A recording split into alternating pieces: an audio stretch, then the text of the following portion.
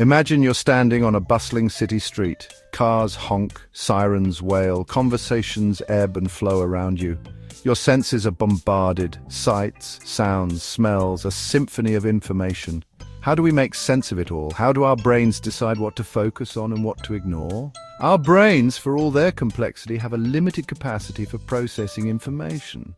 We can't pay attention to everything at once. It's like trying to drink from a fire hose. You'll end up overwhelmed and soaked, but not necessarily well hydrated. To cope with this deluge of data, our brains have evolved remarkable mechanisms to filter and prioritize information. These mechanisms, studied by cognitive psychologists, help us understand how we focus our attention amidst the chaos of the world.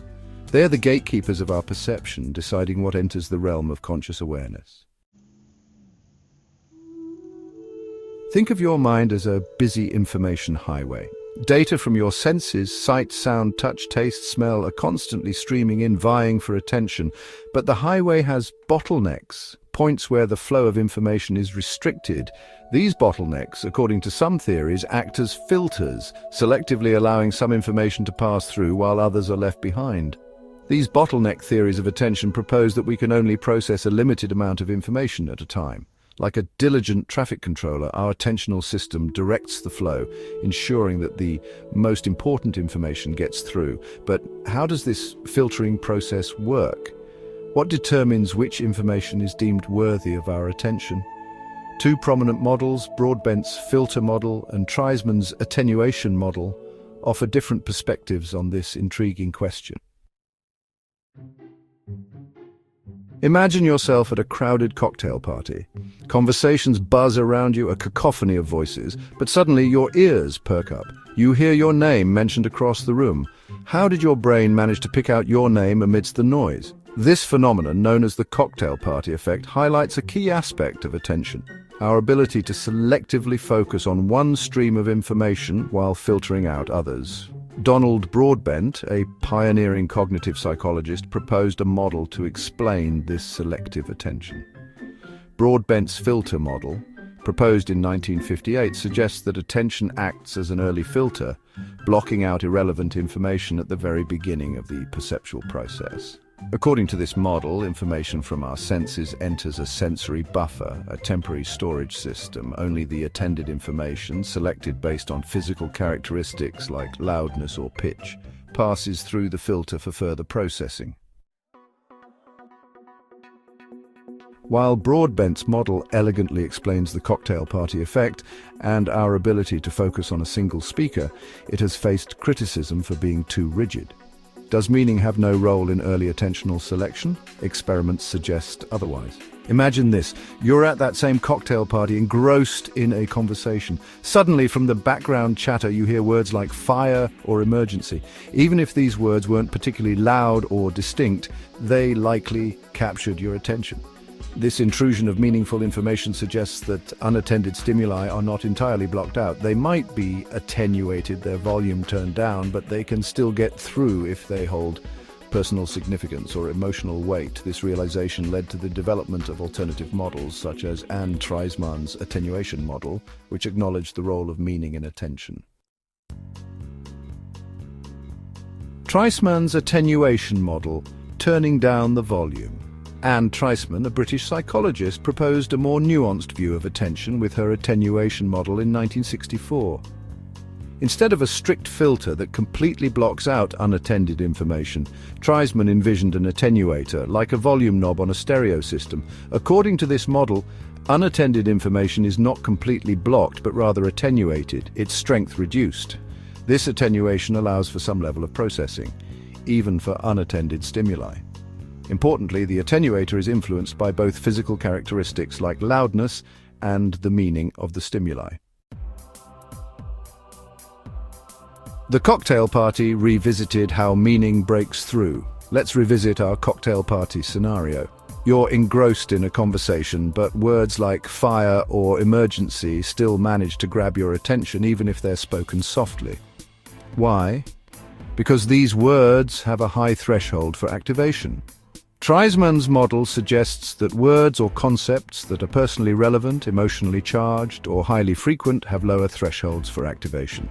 Even when attenuated, these stimuli can exceed their threshold and reach conscious awareness, explaining how meaningful information can break through the filter of attention.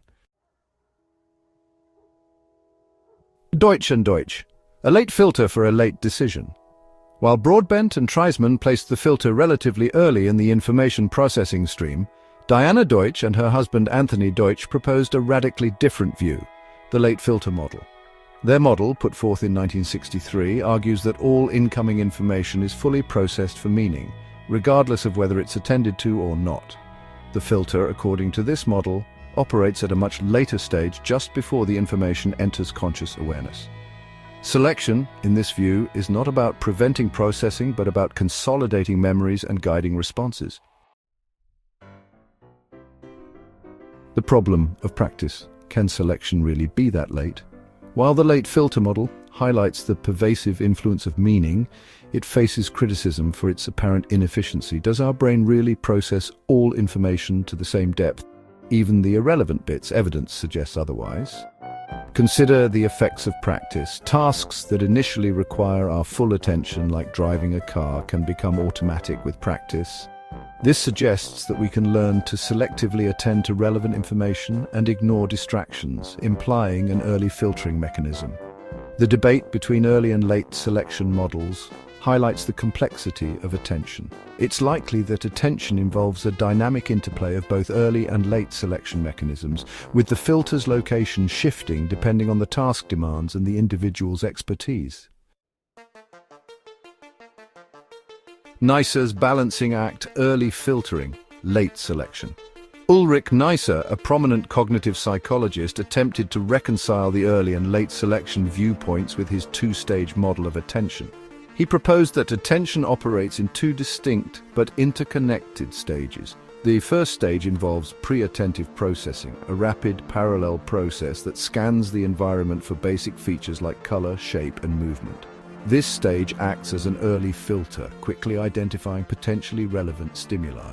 The second stage, focal attention, involves a slower serial process that focuses on the selected stimuli for deeper analysis and meaning extraction. This stage aligns with the late selection view, where meaning plays a crucial role. Neisser's model suggests that attention is not a single, fixed filter, but rather a dynamic process that adjusts its focus and filtering mechanisms based on the task demands and the characteristics of the stimuli. Our filtering minds navigating a world of information.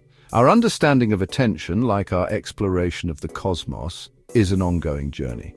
From Broadbent's early filter to Treisman's attenuator and Deutsch's late selection model, each theory has illuminated different facets of this complex cognitive function. What's clear is that our brains are not passive recipients of information. We are active agents, constantly filtering, selecting, and prioritizing the sensory data that bombards us. These filtering mechanisms are essential for our daily functioning, allowing us to navigate a world overflowing with information, to focus on what matters, and to make sense of the magnificent chaos that surrounds us. If you found this video insightful, hit subscribe and tap the bell icon to never miss our deep dives into the mind. Like this video, share it with someone who might benefit. Thanks for watching. See you in the next one.